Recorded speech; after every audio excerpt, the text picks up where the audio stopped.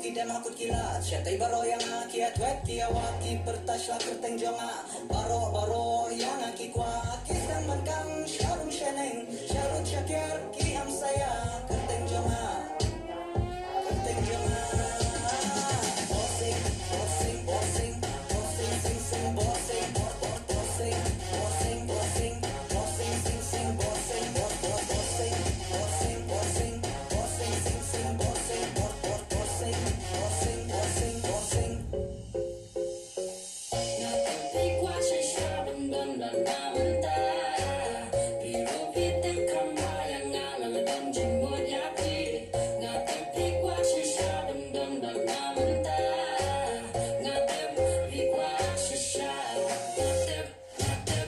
Soon as I walked in, now it all lies on me.